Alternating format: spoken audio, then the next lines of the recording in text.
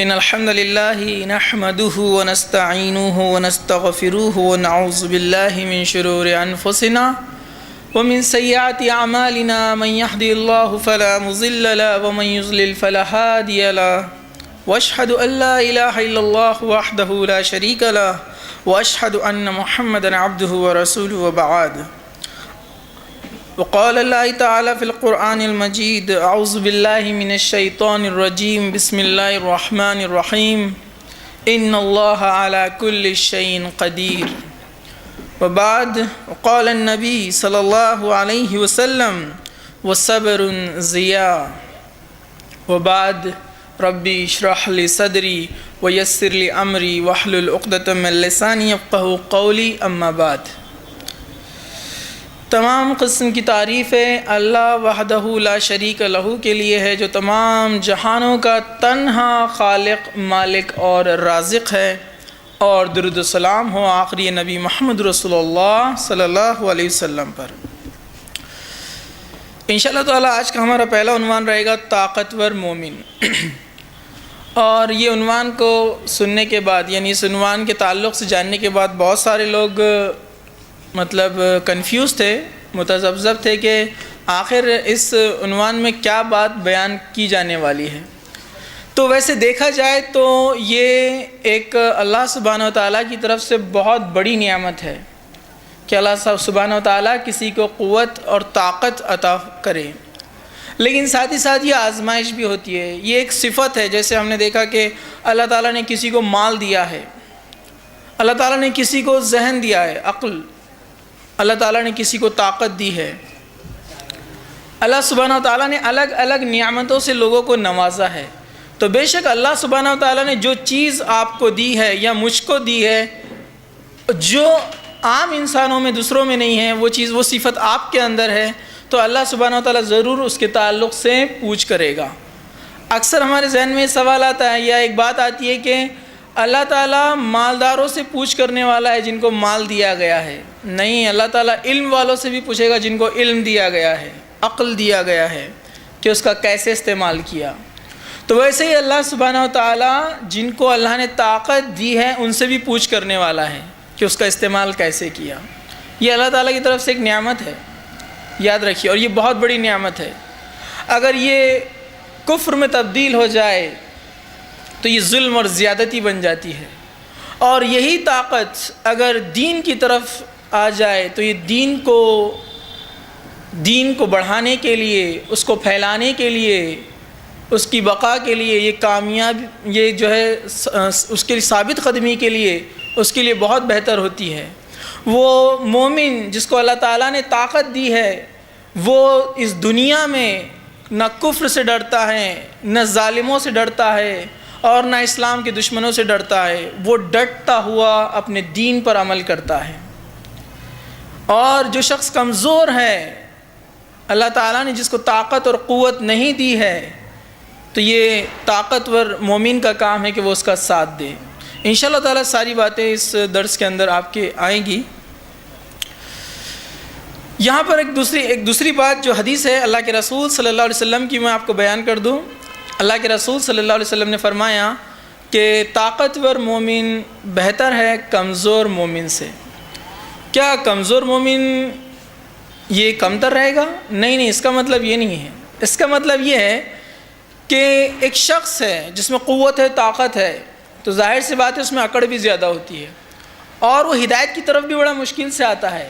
تو وہ شخص اپنی انا کو روک دے، اپنے دل کے اندر کے جذبات جس کو وہ اکڑ کی شکل میں دکھاتا ہے، اور اپنا غصہ جس سے وہ لوگوں پر فوقیت حاصل کرنا چاہتا ہے، وہ ان ساری چیزوں کو چھوڑ کر اللہ تعالیٰ اور اس کے رسول کی بات کو مان کر اپنے آپ کو جھکا دیتا ہے، تو یہ بڑی بات ہوتی ہے۔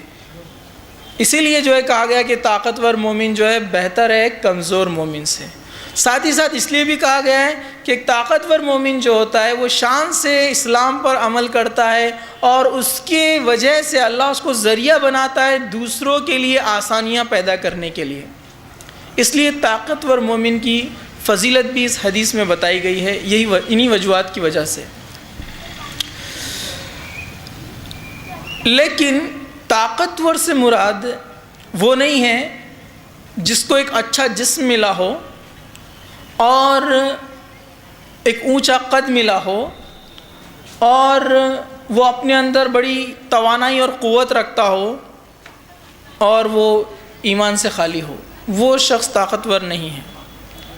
اس لیے میں نے خطبے میں دیکھی سب سے پہلے ایک آیت تلاوت کی، ان اللہ علی کل شیء قدیر، جس کو اللہ سبحانہ وتعالیٰ نے سورہ بقرہ کی آیت نمبر 20، 106، 189، سورہ ال عمران آیت نمبر 165، سورہ بقرہ آیت نمبر 109، 106، 148، 259 اور 284، اسی طرح سورہ ال عمران، سورہ نساء سورہ آیت نمبر 85، سورہ مائدہ آیت نمبر 17، سورہ مریم آیت نمبر 40، اور اسی طرح جو ہے سورہ یوسف اور سورہ نحل آیت نمبر 77 میں اللہ سبحانہ وتعالی نے قرآن مجید میں بہت سارے مقامات پر یہ فرمایا، ان اللہ علی کل شیء قدیر، کہ اللہ تعالیٰ ہر چیز پر قدرت رکھتا ہے۔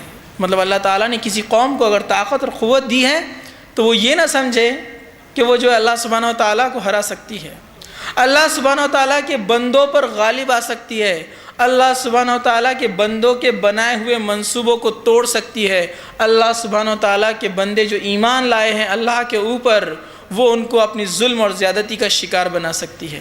وہ یہ ہرگز نہ سوچیں، اور خاص طور سے اللہ کے رسول صلی اللہ علیہ وسلم کی امت کے بارے میں، کیونکہ اللہ کے رسول صلی اللہ علیہ وسلم نے اپنی وفات سے پہلے یہ بات کہی تھی کہ آج نہ کوئی قیصر ہے نہ کوئی کسریٰ ہے۔ اس زمانے کے سپر پاور تھے نا، وہ ظلم اور زیادتی کرتے تھے۔ جو بادشاہ کا مذہب ہوتا تھا پوری رعایا کا مذہب ہوتا تھا، زبردستی ان کو وہ اپنے مذہب پر قائم رکھتے تھے جو وہ چاہتے تھے۔ تو اللہ کے رسول نے فرمایا آج کے بعد یعنی میرے بعد اب کوئی قیصر نہیں آئے گا، مطلب ایسا کبھی نہیں ہوگا کہ کوئی ظلم اور زیادتی سے اپنے مذہب پر دوسروں کو اپنے مذہب کو لا دے یا اس پر اس کو چلائے، ایسا نہیں ہوگا اب۔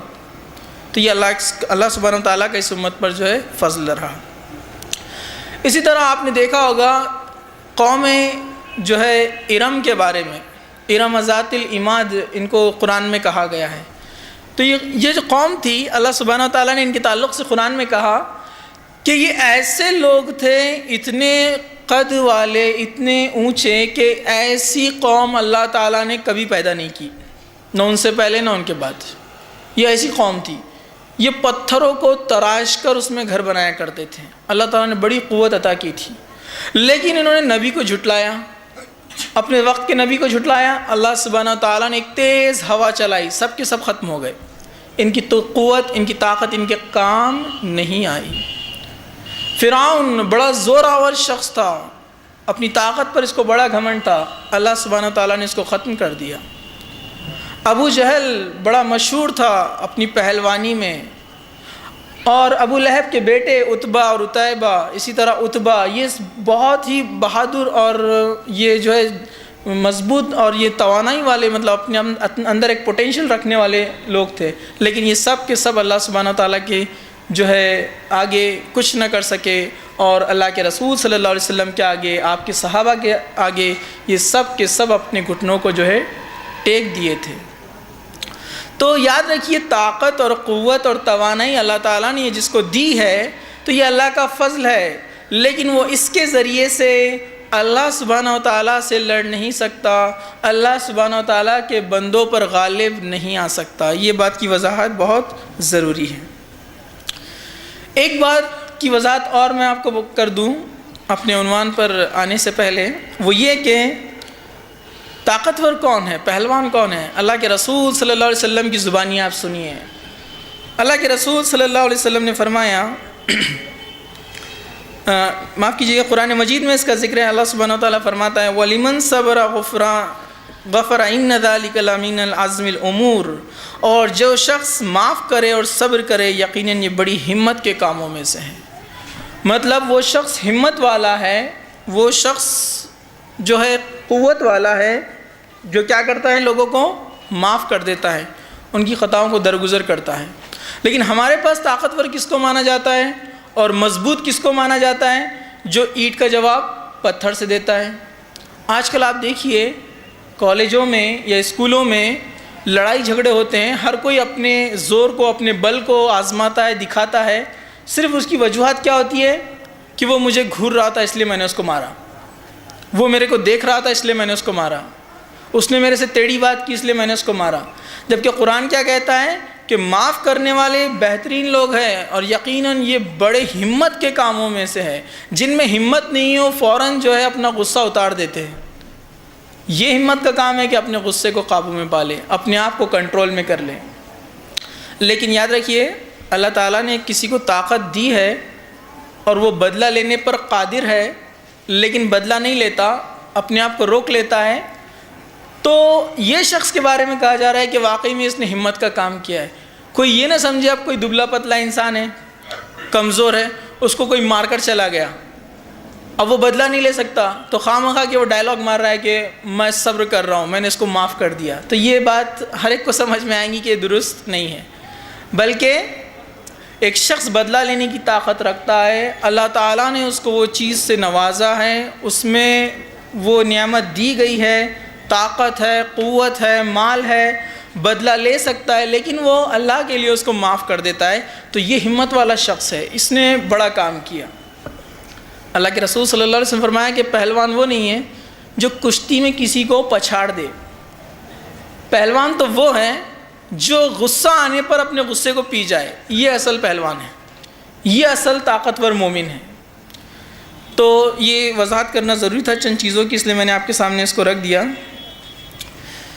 اسی طرح اللہ تعالیٰ نے جو ہے کچھ نبیوں کی مثالوں کے ذریعے سے یہ بتایا کہ اللہ سبحانہ و تعالیٰ کی اس نعمت کے دیے گئے ہوئے بندے کیسے تھے، ان کا معاملہ کیسا تھا، جو ایمان والے تھے، جس میں سے آپ دیکھیں گے حضرت موسیٰ علیہ السلام کا جو واقعہ آتا ہے سورہ انبیاء اگر آپ پڑھیں گے، حضرت موسیٰ علیہ السلام کے تعلق سے جو ہے، اسی طرح سورہ القصص کے اندر آیت نمبر 15 میں اللہ سبحانہ وتعالیٰ نے فرمایا فَوَقَزَا مُوسَىٰ فَقَزَا عَلَيْهِ قَالَ هَذَا مِنْ عَمْلِ الشَّيْطَانِ إِنَّهُ عَدُوٌّ مُبِينٌ۔ واقعہ اس طرح سے تھا، موسیٰ علیہ السلام، پورا واقعہ آپ کو معلوم ہے، میں اس کا مختصر سا حصہ آپ کو بتا رہا ہوں۔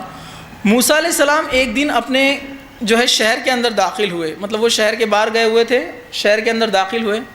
شہر کے اندر جب داخل ہوئے تو موسیٰ علیہ السلام کا تعلق بنی اسرائیل سے تھا، اور فرعون جو حکومت کرتے تھے وہ بنی اسرائیل سے نہیں تھے، وہ قبطی تھے، مصری تھے وہ، اور مصری حکومت کرتے تھے اور بنی اسرائیل جو تھے وہ غلام تھے۔ تو ایک مصری فوجی وہ ایک جو ہے ایک اسرائیلی کو مار رہا تھا، اس کو تکلیف دے رہا تھا۔ اس اسرائیلی نے جو ہے آواز دی موسیٰ علیہ السلام کو، کیونکہ اس کو پتا تھا یہ اپنے قبیلے سے ہے، کہا موسیٰ علیہ السلام کو آواز دی کہ مدد کے لیے آنے کے لیے۔ موسیٰ علیہ السلام کو کہا کیا ماجرا ہے، تو کہا کہ یہ آدمی مجھ پر جو ظلم اور زیادتی کرتا ہے، اس پر بھی وہ شخص رکا نہیں۔ تو موسیٰ علیہ السلام کے تعلق سے قرآن نے کہا فَوَقَزَا مُوسَىٰ فَقَزَا عَلَيْهِ، ایک مکہ مارا اس کو، ایک پنچ۔ اللہ تعالیٰ نے ان کو بڑی طاقت اور قوت دی تھی، زور سے ایک اس کو مارا روکنے کے لیے، لیکن ان کو نہیں پتا تھا کہ اس کا حل یہ ہو جائے گا، وہ مر گیا مارتے ہی، وہ گر گیا زمین پہ۔ تو یہاں پر قرآن میں دیکھیے کیا الفاظ استعمال کیے موسیٰ علیہ السلام نے، اپنی شیخی نہیں بگاری، انہوں نے اپنی بڑائی نہیں بیان کی، اور انہوں نے کوئی غلط کام بھی نہیں کیا تھا، وہ کسی کی مدد کر رہے تھے۔ آگے کیا موسیٰ علیہ السلام کے الفاظ کیا ہے قرآن مجید میں، قال ھذا من عمل الشیطان، یہ تو شیطانی کام ہے جو میں نے کر دیا۔ مطلب یہ قتل جو ہے، کسی کو مارنا، جان سے مارنا بہت بڑا گناہ ہے۔ ہمارے پاس یہ معاملہ ہوتا ہے، اللہ نے اگر کسی کو تھوڑا زوراور بنایا ہے تو وہ ایک دوسرے گروہ کو مار پیٹ کرتا ہے، ایک شخص دوسرے شخص کو مارتا ہے اور اس پر اپنی شیخی بڑائی کرتا ہے۔ بھلے سے کسی وجہ سے آپ کو اگر کسی سے مٹ بھیڑ کرنا بھی پڑ جائے، کسی معاملے میں آپ کو لڑنا بھی پڑ جائے، تو اس میں آپ کسی کی مدد کے لیے کام بھی کر رہے ہیں، تو بھی آپ میں ندامت ہونی چاہیے۔ موسیٰ علیہ السلام نے کہا قال ھذا من عمل الشیطان، یہ تو شیطانی کام ہے، لڑائی جھگڑا کسی کو مارنا، اور کہا کہ شیطان تو جو ہے انسان کا کھلا دشمن ہے۔ وہ پچھتانے لگے اس چیز پر، انہیں کوئی خوشی محسوس نہیں ہوئی تھی کہ کتنا زبردست مارا میں نے، ایک مارتے ہی گر گیا، ایسا انہوں نے جو ہے کبھی نہیں سوچا۔ آج ہمارا معاملہ ایسا ہے۔ تو یہ تھے اللہ تعالیٰ کے اصل بندے، جو اللہ تعالیٰ نے ان کو نعمت دی تھی، اس میں جو ہے وہ گھمنڈ نہیں کرتے تھے، وہ جانتے تھے اللہ کی طرف سے دیا ہوا ہے۔ تو یہاں پر اس بات کو سمجھنا بہت ضروری ہے کہ اللہ سبحانہ و تعالیٰ کسی کو اگر طاقت اور قوت عطا کرے تو اس کا ایک کام ہے کہ اس کو صحیح جگہ استعمال کرے، اس کا غلط استعمال نہ کرے۔ جس طرح مال ایک نعمت ہے، اس کی پوچھ ہونے والی ہے، ویسے ہی طاقت اور قوت اللہ تعالیٰ نے کسی کو دی۔ یاد رکھیے طاقت اور قوت کے الگ الگ جو ہے روپ ہو سکتے ہیں۔ جیسے کسی کو جسمانی طور سے اللہ تعالیٰ نے طاقت دی ہے، اور مال جس کا اس سے پہلے جو ہے تذکرہ ہو چکا ہے وہ بھی ایک طاقت ہے، انسان اس کا بھی استعمال کرتا ہے۔ تو تمام قسم کی طاقتیں جو آپ کو دی گئی ہے، ان میں سے کوئی ایک یا یہ ساری چیزیں، تو کوئی اس کا غلط استعمال کرے گا، اللہ اس سے پوچھ کرے گا۔ یہ اللہ کی نعمت ہے، اللہ تعالیٰ کے دیے، اللہ سبحانہ و تعالیٰ کی طرف سے دیا گیا فضل ہے، اور جو اس کا صحیح استعمال کرے گا وہ اپنی نیکیوں میں اضافہ کرے گا۔ چلیے میں اب زیادہ وقت نہ لیتے ہوئے اس شخصیت کی طرف آتا ہوں جس کے بارے میں آج ہم سننے والے ہیں اور جاننے والے ہیں۔ وہ شخص جس کے ذریعے سے اللہ سبحانہ و تعالیٰ نے اسلام کو غلبہ دیا، وہ شخص جس کے آتے ہی کفر اور باطل میں فرق ہو گیا، وہ شخص جس کے تعلق سے ہمارے نبی نے جو ہے دعا دی تھی کہ اللہ تمہارے ذریعے سے اسلام کو بلندی عطا کرے گا، اس شخص کے بارے میں خالد ابن ولید رضی اللہ عنہ کا جو ہے قول ہے یا ان کا کہنا ہے کہ خالد ابن ولید جس شخص کا ہم تذکرہ کرنے والے ہیں، ان کے علاوہ بھی جو ہے اسلام نے، اس دین نے ایسے نوجوانوں میں جو ہے طاقت اور قوت جو ہے برپا کر دی تھی، جو اکیلے ہی ایک ایک ملک کے برابر اپنے اندر جو ہے قوت اور صلاحیتیں رکھتے تھے۔ یہ اللہ سبحانہ و تعالیٰ اور اللہ کے رسول صلی اللہ علیہ وسلم کی تعلیمات کا اثر تھا۔ لیکن انہی میں سے ایک صحابی رسول ہے حضرت خالد ابن ولید رضی اللہ عنہ، بیان کرتے ہیں اس شخص کے بارے میں جس کے تعلق سے اللہ کے رسول صلی اللہ علیہ وسلم نے دعا کی تھی کہ ان کے ذریعے سے اسلام کو یعنی اس دین کو غلبہ عطا کرے گا۔ خالد ابن ولید فرماتے ہیں، مجھے طبرانی کی روایت ہے کہ مجھے کشتی کا بڑا شوق تھا، اور خالد ابن ولید یہ بہت ہی جسم سے گھٹے ہوئے اور بہت ہی مضبوط شخص تھے، اور کہا کہ پورے عرب میں اور ایران کے اور یمن کے پہلوان جو آتے تھے مجھ سے لڑنے کی تاب کوئی نہیں رکھتا تھا۔ اور خالد ابن ولید رضی اللہ عنہ فرماتے ہیں کہ جب بھی کسی سے لڑائی ہوتی میں اس کو جو ہے پچھاڑ دیتا، لیکن ایک لڑکا تھا جو کبھی میرے سامنے آتا اور مجھے پچھاڑ دیتا، مجھے ہرا دیتا، جو قد میں مجھ سے صرف 2 انچ لمبا تھا۔ اب وہ شخص کون تھا؟ تو فرماتے وہ کوئی نہیں، وہ حضرت عمر رضی اللہ عنہ تھے۔ تو انشاءاللہ تعالیٰ اس شخصیت کے بارے میں جو ہے ہم آج جو ہے کچھ چیزیں دیکھیں گے، کچھ پہلو ان کے زندگی کے جو ہمیں بتاتے ہیں ان لوگوں کے لیے کہ اللہ سبحانہ و تعالیٰ نے ایمان کی دولت کے ساتھ ساتھ جن کو یہ چیزیں عطا کی، یہ نعمت عطا کی، اور انہوں نے اس کا استعمال کیسے کیا۔ حضرت عمر رضی اللہ عنہ کے تعلق سے آتا ہے، آپ جو ہے اللہ کے رسول صلی اللہ علیہ وسلم کی جو ہے 8ویں پچھلی نسل سے آپ کے رشتے میں آتے ہیں، حضرت عمر رضی اللہ عنہ۔ حضرت عمر رضی اللہ عنہ کا معاملہ یہ تھا، اسلام سے قبل یہ بہت جلد غصے میں آتے اور ان کو اپنے آپ پر قابو نہ ہوتا، اور لوگ ان سے کافی ڈرتے تھے، مار پیٹ میں، لڑائی جھگڑے میں سب سے آگے رہتے، اور جب بھی قبیلوں کے اندر کشتی کے کمپٹیشنز کیے جاتے ہیں اس میں یہ دوڑ دوڑ کر حصہ لیتے، اور بہت مشکل تھا کہ حضرت عمر رضی اللہ عنہ کو جو ہے کوئی کشتی میں پچھاڑ دے، کوئی ان کو ہرا دے، مطلب یہ ناممکن جیسی بات ہو چکی تھی۔ اور صرف اتنا ہی نہیں، علم کے معاملے میں بھی آتا ہے کہ حضرت مصعب فرماتے ہیں کہ اس زمانے میں پورے عرب میں اچھے سے پڑھنا اور لکھنا جاننے والے صرف 17 لوگ تھے، اس میں سے عمر ابن خطاب رضی اللہ عنہ بھی تھے۔ حضرت عمر رضی اللہ عنہ جو ہے یہ پڑھنا لکھنا اتنا اچھے طریقے سے جانتے تھے کہ ان کو سفیر بنا کر دوسرے شہروں میں بھیجا جاتا تھا۔ مطلب صرف اتنا ہی نہیں تھا کہ یہ ان چیزوں میں تھے، اس کے علاوہ وہ علم کے معاملے میں بھی تھے کہ ان کو سفیر بنا کر ایک ملک سے دوسرے ملک جو ہے بھیجا جاتا تھا۔ حضرت عمر رضی اللہ عنہ کے تعلق سے آتا ہے کہ آپ جو ان کے پرانی رسمیں تھیں، جو آبائی رسمیں جو مشرکین کیا کرتے تھے یہ اس میں بھی بڑھ چڑھ کر حصہ لیتے تھے۔ یہ ہر معاملوں میں ایک شخص ایسا نوجوان تھا جو بہت ہی ایکٹیو تھا، بہت ہی جو ہے یہ ہر چیز میں بڑھ چڑھ کر حصہ لینے والے تھے۔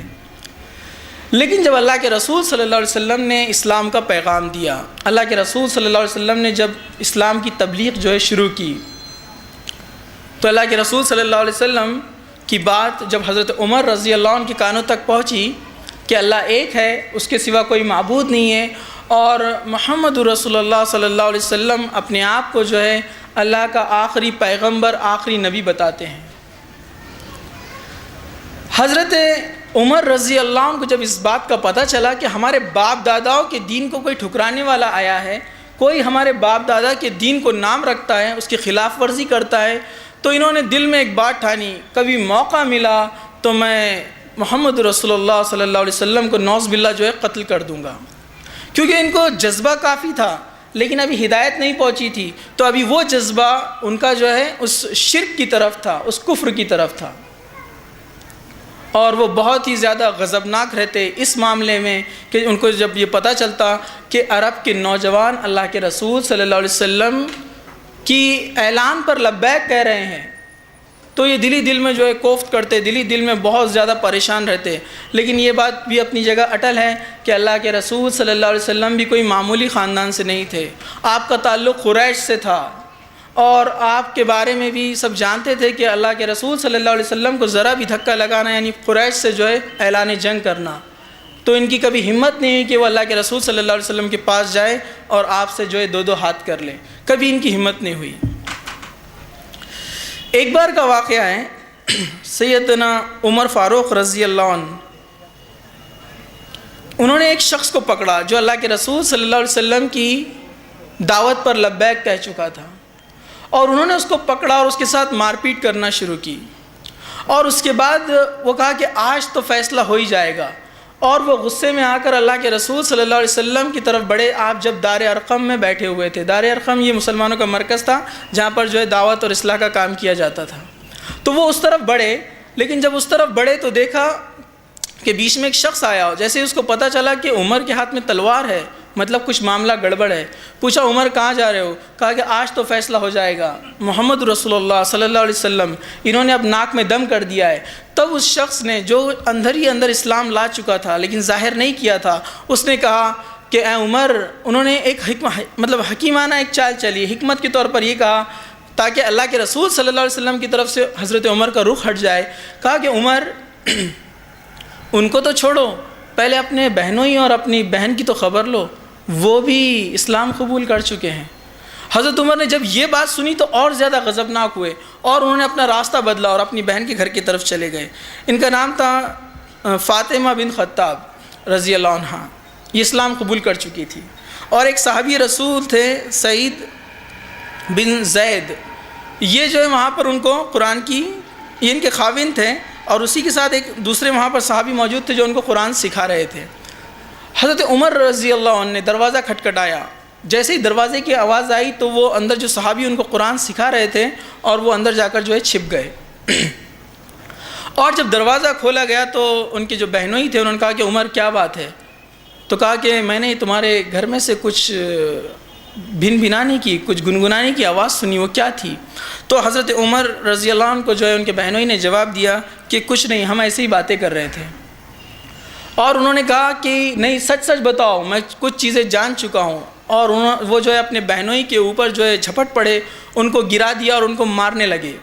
یہ دیکھ کر ان کی بہن آئی اور انہوں نے جو ہے اپنے شوہر کو حضرت عمر سے چھڑا لیا اور کہا کہ ہم اسلام لا چکے ہیں، اور کہا کہ ما کنت فاعلا فعل اشہد، جو جی میں آئے چاہے وہ کر لو عمر، ہم تو جو ہے شہادت دے چکے ہیں۔ حضرت عمر نے جب یہ سنا تو وہ ہکے بکے رہ گئے کہ وہ بہن جو میرے ایک اشارے سے مجھ سے ڈرتی تھی، وہ عمر جس کے سامنے کسی کی بولنے کی ہمت نہیں ہے، یہ کہہ رہی کہ جو چاہے کرنا ہے وہ کر لو عمر، ہم تو جو اسلام لا چکے ہیں۔ یہ بات سن کر حضرت عمر کو سمجھ میں آ گیا اور وہ خاموشی سے پھر بیٹھ گئے اور کہا کہ ٹھیک ہے، بتاؤ تم کیا پڑھ رہے تھے، وہ کیا چیز ہے کہ جس نے تم کو عمر سے لڑنے پر بھی آمادہ کر لیا۔ اس سے ایک بات پتہ چلتی ہے جو تاریخ لکھنے والے وہ کہتے ہیں کہ اسلام یعنی ایمان کی روشنی جن کے دل میں ہو ان کے سامنے کوئی طاقت معنی نہیں رکھتی ہے۔ سورہ بروج کی تفسیر اگر آپ پڑھیں گے، اصحاب الاخدود کا جو واقعہ ہے، بادشاہ تو جو زمانے کا تھا اس نے ایک بڑی آگ جلائی تھی، اس کو اپنی طاقت پر بڑا گھمنڈ تھا، اس نے سوچا کہ لوگوں کو ایسی ایسی سزائیں دوں گا کہ اسلام سے ہٹ جائیں گے۔ لیکن جب اس نے بڑی آگ جلائی اور شہریوں کو جمع کیا اور کہا کہ جو یہ کہتا ہے کہ اللہ ایک ہے اس کو اس آگ میں ڈال دو، تو لوگ خوشی سے اس آگ میں کودنے لگے اور اپنی جانیں دینے لگے۔ وہ بادشاہ پریشان ہو گیا، یہاں تک کہ ایک عورت جس کے گود میں ایک چھوٹا سا بچہ تھا، وہ یہ سوچ کر ڈر رہی تھی کہ بچے کو تکلیف ہوں گی، اس کو یہ ڈر نہیں تھا، وہ تیار تھی شہید ہونے کے لیے۔ اللہ تعالیٰ نے اس کو زبان دی، وہ بچہ کہنے لگا ماں تو حق پر کود جا، وہ عورت کود گئی۔ مطلب دنیا کی کوئی طاقت، کوئی قوت، یہ ایک طرح سے ایک نعمت ہے، لیکن یہ ظلم اور زیادتی میں جب بدل بھی جاتی ہے تو یہ ایمان والوں کا کوئی نقصان نہیں پہنچا سکتی ہے۔ یہ ان کی جان لے سکتی ہے لیکن ان کو ایمان سے نہیں ہٹا سکتی۔ ایمان وہ شے ہے جو دنیا کی تمام طاقتوں سے، تمام قوتوں سے مضبوط ہے۔ تو یہ اللہ کے رسول صلی اللہ علیہ وسلم کی تعلیم تھی، یہ قرآن کا اثر تھا۔ ان کی بہن نے کہا کہ عمر جو چاہے کرنا ہے کر لو، ہم تو ایمان سے نہیں ہٹیں گے۔ حضرت عمر نے کہا ٹھیک ہے، کون سی چیز جو تم پڑھ رہے تھے بتاؤ، یہ کون سی چیز ہے جس نے تم کو عمر سے لڑنے پر آمادہ کر دیا؟ تو کہا کہ عمر تم ابھی اس کو ہاتھ نہیں لگا سکتے ہو، جاؤ تم پہلے غسل کر کے آؤ۔ وہ غسل کر کے آئے، اس کو پڑھنا شروع کیا، اور وہاں سے جو ہے ان کے دل میں جو اسلام کی روشنی جو ہے جل پڑی، اور پھر انہوں وہی تلوار اپنے ساتھ لیے اور دار ارقم کی طرف بڑھے۔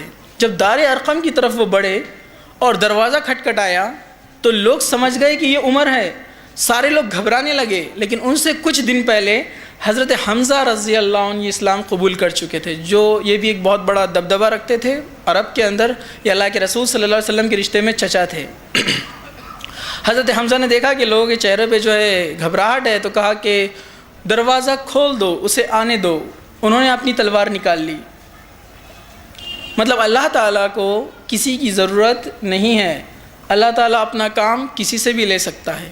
کہا کہ عمر کو آنے دو، اچھی نیت سے آیا ہے تو ہم اس کا استقبال کریں گے، اور بری نیت سے آیا ہے تو اسی کی تلوار سے اس کی گردن صاف کر دیں گے۔ مطلب اس واقعے سے ہمیں یہ بھی پتہ چلا کہ ایمان والے کوئی بھی طاقت سے گھبراتے نہیں ہیں، کسی طاقت کو ان کو ڈر نہیں ہوتا ہے۔ بھلے سے اللہ تعالیٰ نے حضرت عمر کو یہ نعمت دی تھی، یہ خصوصی چیز دی تھی کہ پورے عرب میں ان کا دبدبہ تھا، لیکن ایمان والوں کے نزدیک ان کی طاقت جو ظلم اور زیادتی کے شکل میں تھی کوئی معنی نہیں رکھتی تھی۔ تو دروازہ کھولا گیا، حضرت عمر آئے۔ حضرت عمر جیسے ہی آئے ان کو کچھ صحابہ نے پکڑ لیا۔ اللہ کے رسول صلی اللہ علیہ وسلم بھی ایک مضبوط اور ایک بڑے جگر والے شخص تھے۔ اللہ تعالیٰ اپنے نبیوں کو ایسی طاقت اور قوت جو ہے عطا کرتا ہے۔ اللہ کے رسول صلی اللہ علیہ وسلم نے فرمایا کہ عمر کو چھوڑ دو، اس کو آنے دو، میرے پاس آنے دو، چھوڑ دو سب لوگ۔ اور وہ آئے اور بیٹھے اور کہا کہ میں جو ہے شہادت دیتا ہوں۔ جیسے ہی آپ نے شہادت دی، اللہ کے رسول صلی اللہ علیہ وسلم نے زور سے تکبیر لگائی، اللہ اکبر، اور تمام صحابہ نے تکبیر لگائی، اور اللہ کے رسول صلی اللہ علیہ وسلم نے دعا دی اور آپ کے سینے پہ مارا حضرت عمر کے، اور کہا کہ اے اللہ اس کے دل کو جو ہے ایمان سے بھر دے، اخلاص کے ساتھ اس کے دل کو جو ہے ایمان سے بھر دے، اور اس میں جو بھی کینہ ہوگا اس کو نکال دے۔ آپ نے دعا دی ان کو۔ اس کے بعد کا معاملہ یہ ہے، حضرت عمر رضی اللہ عنہ جیسے اسلام قبول کیا، اب دیکھیے اب تک جتنے بھی صحابہ ایمان لائے تھے، یہ اسلام لانے کے بعد چھپ چھپ کر جو ہے اعمال کرتے تھے، چھپ کر نماز پڑھتے تھے، کسی کو ظاہر نہیں کرتے تھے کہ وہ مسلمان ہیں۔ دار ارقم میں بھی آنا ہوتا تو وہ چھپ چھپ کر آتے تھے، اور اللہ کے رسول صلی اللہ علیہ وسلم نے بھی یہ حکمت ان کو دی تھی کہ کسی کو نہ بتایا جائے۔ کوئی اسلام قبول کرتا ہے تو وہ اس کو چھپا سکتا ہے۔ اس سے جو ہے علماء یہ بھی بتاتے ہیں کہ کوئی شخص اسلام قبول کرتا ہے لیکن کچھ مجبوریاں ہوں تو وہ اس کو چھپا کر رکھ سکتا ہے، صرف اللہ یہ کہ اس کو یہ چاہیے کہ وہ کچھ لوگوں کے سامنے شہادت دے دے۔ اب حضرت عمر رضی اللہ عنہ کا معاملہ لیکن ایسا نہیں تھا۔ جو ضد اسلام لانے سے پہلے ان کے اندر تھی وہ ضد بعد میں بھی باقی رہی، صرف اتنا ہے کہ وہ ڈائیورٹ ہو گئی، وہ صحیح جگہ استعمال ہونے لگی۔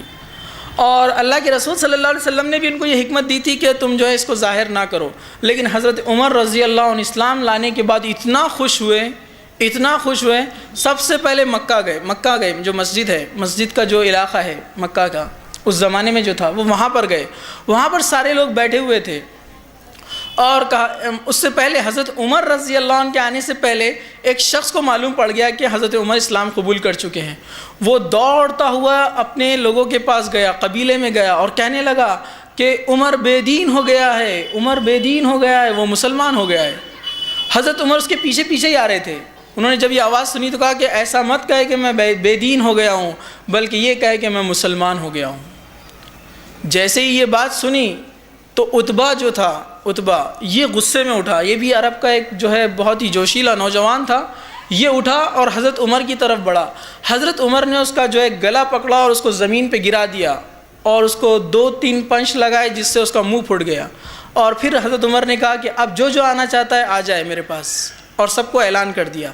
اور ایک کے بعد کئی لوگ آتے گئے اور حضرت عمر سب کو جو ہے پٹائی کرتے گئے. پھر اس کے بعد ایک شخص آیا, اس نے کہا کہ عمر سے مت لڑو, یہ جس قبیلے کا ہے اس کے قبیلے والے ہم کو چھوڑیں گے نہیں اگر اس سے لڑیں گے تو. پھر معاملہ جہاں کا وہاں ہو گیا. اس کے بعد جو ہے عرب کے جو بڑے بڑے سردار تھے انہوں نے حضرت عمر کو گھیر لیا. دیکھیے اس نوجوان کو اسلام کے لیے ان کی کوشش, ان کا جذبہ. جب عرب کے سرداروں نے ان کو گھیر لیا تو اب ایسا ممکن تھا کہ ان سے لڑائی کرنا مشکل ہوگی, لیکن ان کا جذبہ, ان کی ہمت اللہ تعالیٰ نے ان کو ایسی دی تھی کہ انہوں نے جو ہے سب سے بھیڑنے کا فیصلہ کر دیا. اور وہ لڑتے رہے سب سے, یہاں تک اتنا لڑے کہ لڑائی صبح شروع ہوئی دوپہر ہو گئی. اور لڑتے لڑتے وہ بھی تھک گئے اور مارنے والے بھی تھک گئے, اور سب تھک کر ایک جگہ بیٹھ گئے اور حضرت عمر بھی بیٹھ گئے. تھوڑی دیر ریسٹ کیا, ریسٹ کرنے کے بعد پھر کھڑے ہوئے, کہا کہ اب کون ہے آ جاؤ اب. اور یہ معاملہ پھر شام تک چلتا رہا. پھر اس کے بعد وہ بھی تھک گئے اور حضرت عمر بھی تھک گئے, پھر دونوں بیٹھ گئے. پھر عرب بھی پریشان ہو گئے, یہ بڑا عجیب آدمی ہے, اتنا مضبوط آدمی ہے, اس کو کچھ فرق نہیں ہوتا ہے. اتنے میں ان کے ماموں جو کہ بڑا دبدبہ رکھتے تھے وہ وہاں سے گزر رہے تھے.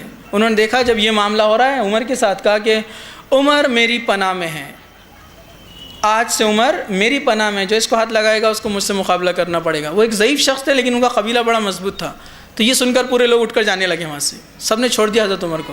حضرت عمر دوسرے دن پھر آئے وہ علاقے میں جہاں پر لوگ بیٹھا کرتے تھے, اور یہ سوچ کر آئے کہ میرے ماموں کی وجہ سے مجھے بس چھوڑ دیا گیا, لیکن وہ مسلمانوں کا کیا جو غریب ہے, اپنی حفاظت نہیں کر سکتے, ان پر ظلم اور زیادتی ہو رہی ہے.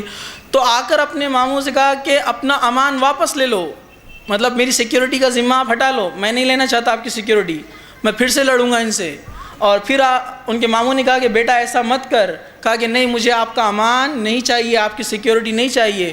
پھر ان کے ماموں خاموشی سے وہاں چلے گئے. پھر وہ سلسلہ شروع ہو گیا مارم ماری کا, اور یہ چلتا ہی رہا, لیکن وہ جو ہے اسلام سے پیچھے نہیں ہٹے. پھر حضرت حمزہ کا پہلے اسلام قبول کرنا اور حضرت عمر کا اسلام قبول کرنا, یہ لوگوں کو جو ہے بڑا تکلیف دہ گزرا. پھر آخر میں تھک ہار کر ابو جہل, اکرمہ, عتبہ, عتیبہ, یہ سارے لوگ کہنے لگے کہ محمد صلی اللہ علیہ وسلم نے ہم سے ایک آدمی لیا اور اب تک کا سارا بدلہ چکا دیا. مطلب انہوں نے ہمارے اس نوجوان کو جو لیا ہے اور ہم نے اب تک جو ان پر اتنی ظلم اور زیادتی کی تھی یہ اس کے ایکول ہو گیا. یہ مطلب انہوں نے اس آدمی کو جو ہے اپنے اندر لے لیا, اسلام میں داخل کروا لیا, جو ہمارے لیے بہت خطرناک ثابت ہوگا. اور یہ بالکل ان کے کہنے کے مطابق ویسا ہی ہوا. جب حضرت عمر اسلام قبول کیے تو آپ نے اعلان کیا, اللہ کے رسول صلی اللہ علیہ وسلم ہم حق پر ہے تو ہم دب کر کیوں رہیں, ہم حق پر ہے تو ہم کھل کر اسلام پر عمل کریں گے, ہم کھل کر جائیں گے اور مسجد میں جو ہے نماز پڑھیں گے. اور آپ نے پورے صحابہ کے ساتھ صف باندھ کر حضرت حمزہ کے ساتھ مسجد نبوی میں پہلی بار جو ہے جماعت کے ساتھ نماز پڑھی, اور سارے کافر آپ کو دیکھ رہے تھے, کچھ نہیں کر سکتے تھے. تو یہ دیکھیے ایک شخص, ایک نوجوان, اللہ تعالیٰ نے جس کو نعمت دی تھی پہلے کفر اور شرک پر تھا, لیکن جیسے ہی اس کے دل میں اسلام کی, ایمان کی روشنی جاگی, اسی طاقت کو, اسی قوت کو جو ہے انہوں نے اسلام کے لیے جو ہے دیکھیے کس طرح سے استعمال کیا. اور وہ یہ جان چکے تھے کہ اللہ سبحانہ و تعالیٰ کے علاوہ کوئی طاقت نہیں ہے جو کسی انسان کو جو ہے مجبور کر سکے, یا کسی انسان کو کفر پر باقی رکھے, یا کسی انسان کو جو ایمان کی طرف نہ آنے دے. کوئی طاقت نہیں ہے, یہ اللہ ہی ہے جو ہدایت دیتا ہے, اور اللہ ہی ہے جو انسان کو جو ہے گمراہ کرتا ہے. اور اللہ کے رسول صلی اللہ علیہ وسلم نے اسی بات پر جو ہے آپ کو الفاروق کا لقب دیا، کیونکہ آپ نے فرق کر دیا اسلام میں اور کفر میں، اچھائی میں اور برائی میں۔ اب تک معاملہ چھپ چھپ کے چل رہا تھا، لیکن آپ کے آتے ہی جو ہے فوراً کھل کر لوگ عمل کرنے لگے۔ اسی طرح جو ہے حضرت عمر فاروق رضی اللہ عنہ، جہاں آپ کے یہ کارنامے بڑے مشہور تھے، اسی کے ساتھ ساتھ آپ کے علم کے تعلق سے بھی آتا ہے کہ آپ سے تقریباً 539 اور کچھ جگہ 537 حدیثیں آتی ہیں جو آپ سے مروی ہے، جس میں بخاری اور مسلم کی تقریباً 26 حدیثیں ہیں جو آپ سے روایت آتی ہے۔ اور میں نے جیسے پہلے بتایا، عرب میں صرف 17 لوگ تھے جو اچھے سے پڑھنا لکھنا جانتے تھے، جس میں سے حضرت عمر رضی اللہ عنہ بھی تھے۔ اسی طرح جو ہے جب ہجرت کا معاملہ آیا، یہ بھی بڑا دلچسپ واقعہ ہے ان کا۔ ہجرت کا جب معاملہ ہوا، اللہ کے رسول صلی اللہ علیہ وسلم نے اعلان کیا کہ ہجرت کرنا ہے۔ مسلمانوں کو جب ظلم کا شکار بنایا جا رہا تھا، بہت زیادہ ان پر ظلم کیا جا رہا تھا، تو آپ نے اعلان کیا کہ اللہ کا حکم ہے کہ ہم ہجرت کریں، یعنی مکہ سے مدینہ۔ سارے لوگوں نے چھپ چھپ کر ہجرت کی۔ حضرت علی رضی اللہ عنہ فرماتے ہیں سارے لوگوں نے چھپ چھپ کر ہجرت کی سوائے حضرت عمر رضی اللہ عنہ کے۔ یہ پہلا شخص تھا، یہ پہلے انسان تھے جنہوں نے اپنے گھر سے ہجرت اس طرح شروع کی کہ یہ گھر سے نکلے، وضو کیا، تیر کمان اپنے ہاتھ میں لی اور خنجر لگایا اور نیزہ ایک ہاتھ میں لیا اور خانہ کعبہ میں آئے اور 7 چکر لگائے۔ 7 چکر لگانے کے بعد 2 رکعت مقام ابراہیم کے پاس آپ نے نماز پڑھی، اور نماز پڑھنے کے بعد آپ نے یہ اعلان کیا کہ اگر کوئی شخص اپنی بیوی کو بیوہ کرنا چاہتا ہے، یا کوئی شخص یہ چاہتا ہے کہ اس کے بچے یتیم ہو جائے، یا کوئی شخص یہ چاہتا ہے کہ اس کی ماں اپنے بچے کو جو ہے مری ہوئی حالت میں پائے، تو وہ شخص جو ہے مجھ سے مکے کے باہر جو وادی ہے اس میں آ کر ملے۔ تو تاریخ میں آتا ہے کہ ایک شخص تھا، اس کا نام یاد نہیں ہے، اس کے علاوہ کسی نے ہمت نہیں کی وہاں پر آنے کی، اور وہ شخص وہاں پر آیا، لیکن پھر کسی کہنے والے کے بولنے پر وہ چلا گیا کہ کسی نے کہا کہ یہ عمر ہے، واپس آ جا، اور وہ واپس چلا گیا۔ اور حضرت عمر رضی اللہ عنہ کے ساتھ کچھ کمزور مسلمان بھی تھے، وہ ڈر رہے تھے، پریشان تھے۔ حضرت عمر رضی اللہ عنہ نے کہا کہ دیکھو اللہ پر بھروسہ رکھو، سارے معاملات خیر ہوں گے۔ انہوں نے اپنی طاقت پر بھی گھمنڈ نہیں دکھایا، اپنی قوت پر گھمنڈ نہیں دکھایا، انہوں نے کہا کہ اللہ پہ بھروسہ رکھو، سارے معاملہ خیر ہوگا، اور وہ بڑی شان کے ساتھ انہوں نے ہجرت کی۔ حضرت علی رضی اللہ عنہ فرماتے ہیں وہی ایک ہی شخص تھا جس نے کھلم کھلا ہجرت کی، اور واقعی میں یہ اللہ کے فضل کے بغیر ناممکن ہے۔ مطلب اللہ تعالیٰ نے اگر کسی کو قوت اور طاقت دی اور اس پر وہ اللہ پر بھروسہ بھی رکھتا ہے، اللہ پر اس کا ایمان بھی ہے، تب یہ چیزیں کام آئیں گی۔ اگر اللہ تعالیٰ نے کسی کو قوت اور طاقت دی ہے لیکن اس کا اللہ پر ایمان نہیں ہے، اپنی طاقت پر زیادہ گھمنڈ ہے اس کو، تو اس کا حال کیا ہوگا؟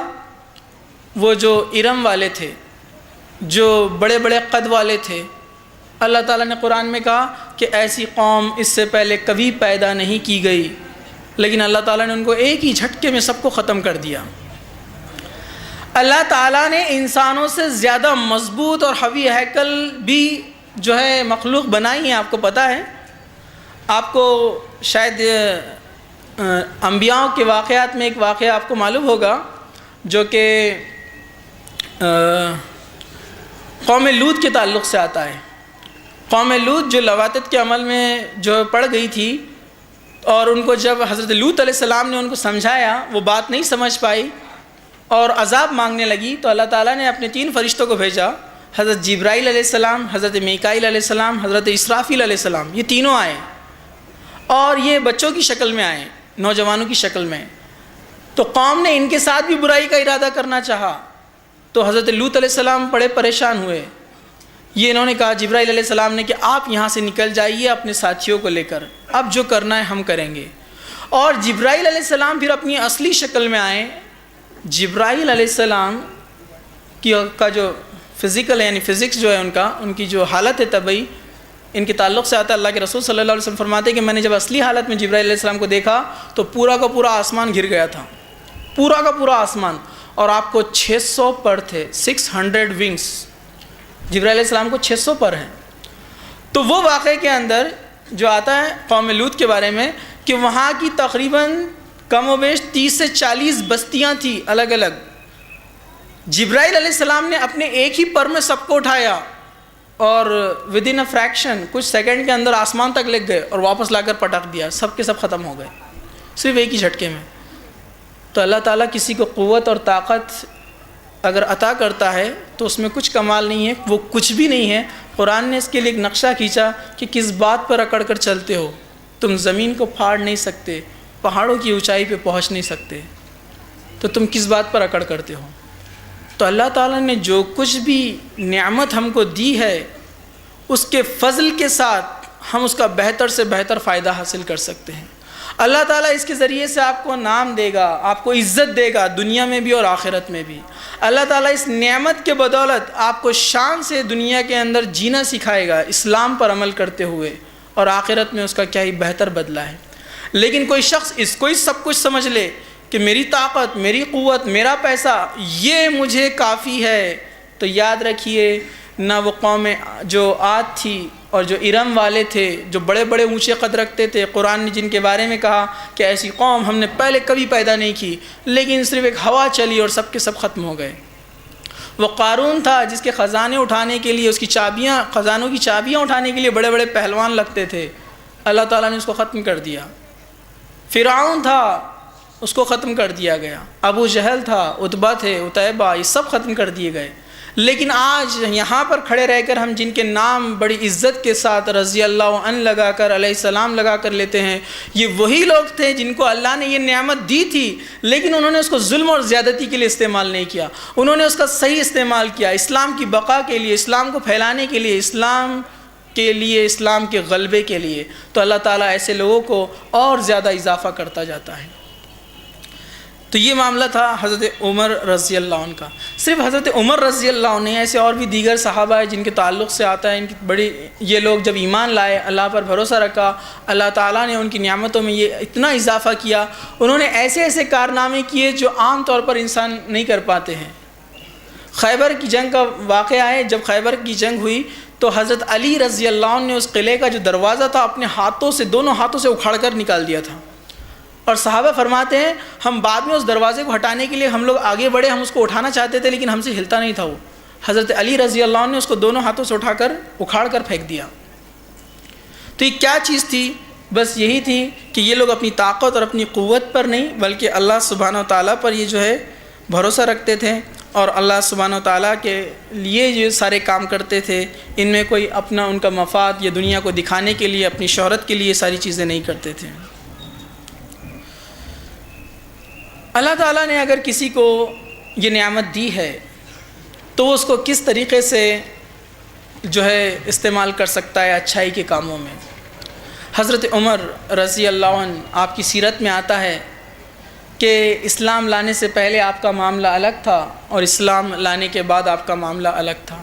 آپ کا معاملہ یہ تھا کوئی بھی شخص اگر کسی دوسرے پہ ظلم کرتا تو آپ ظالم کو سزا دیتے، اور آپ کسی بھی ناحق چیز کو پسند نہیں کرتے، اور آپ اس کے ساتھ ساتھ لوگوں کی مدد کے لیے بھی ہمیشہ پیش رہتے۔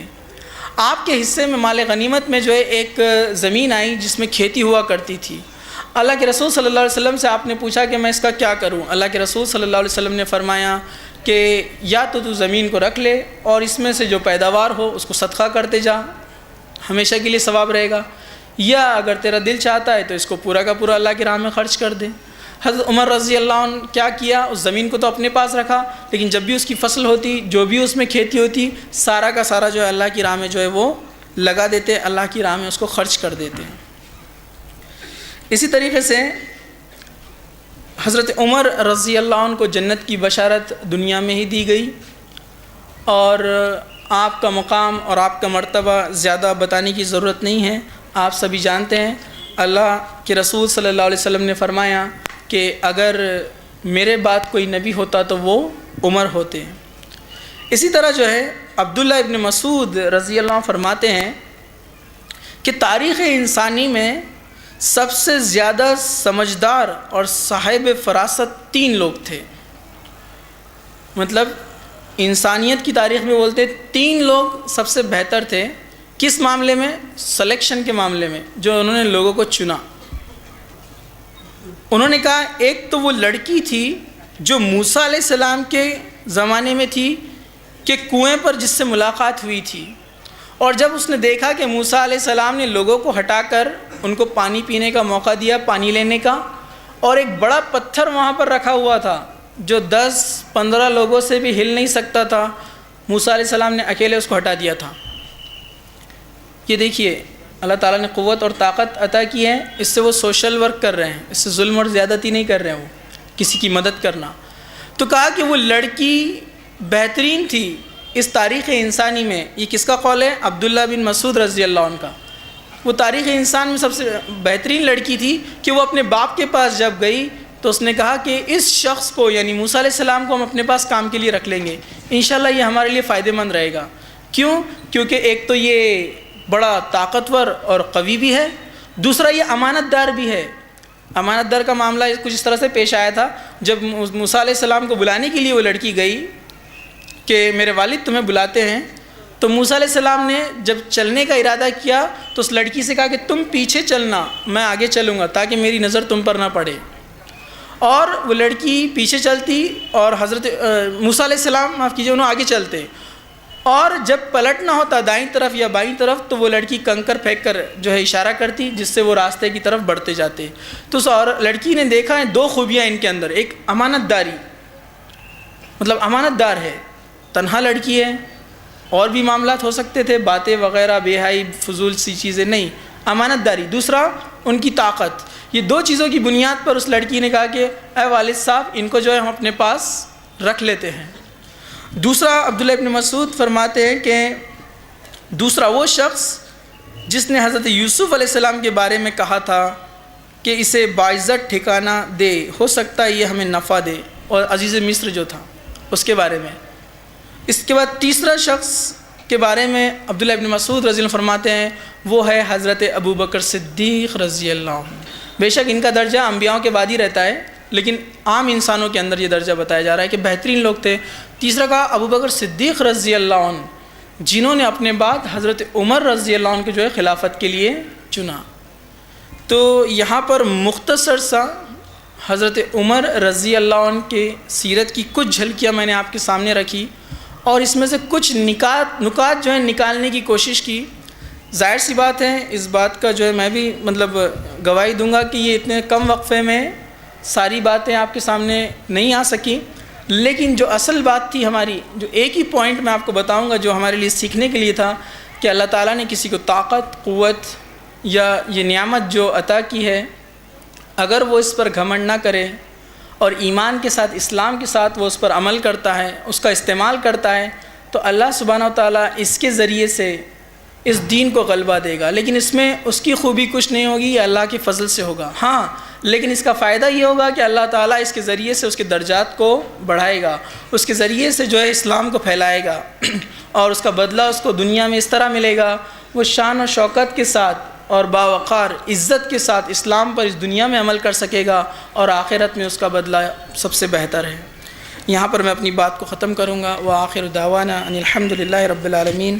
سبحان ربک رب العزۃ عما یصفون وسلام علی المرسلین والحمد للہ رب العالمین.